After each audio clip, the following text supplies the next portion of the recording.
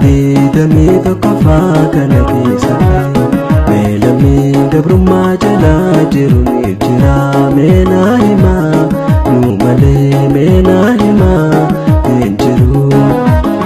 Jarradii tokko faakana keessatti meelamni gabrummaa jalaa jiru ni jira meenaa himaa nu malee meenaa himaa hin jiru.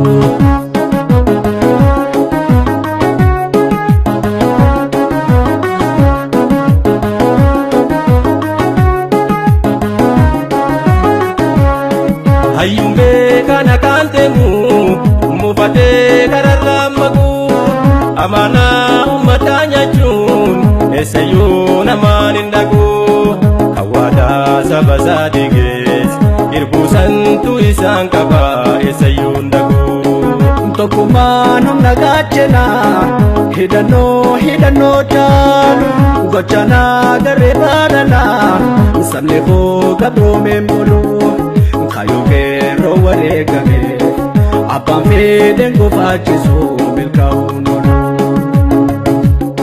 kansami to komeke dina fi dura dabbate karofi hayoden sabas adunya gutu birmate dura kapso veganu arramal to simude birmachudate Karoraf kayo ganama Oromoon hundi jaalatu fedhii fi hawwii ummata kan qabsoo sakaalaa jirtu harrakaa fete taatullee hin dagaatin boora akka seenaan si gaafatu.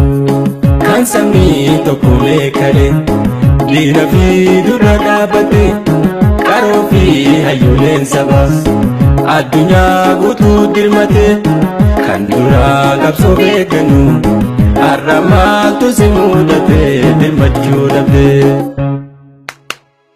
Qabsoon keenya dirqama keenya hayyoof akeeka kalee hirrifnee osoo hin daballe qabsaahuuf dirqama qabna birmannaa eenyu barbaanna.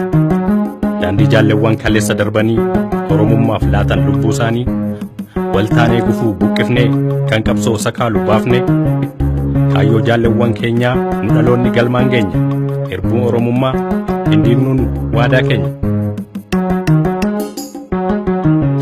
Yeroo xiqqoo nuti walii galle diina harjaafne waliif tolle abdiin kutaanuu ni injifanna gamtaadhaan lollee bilisomna.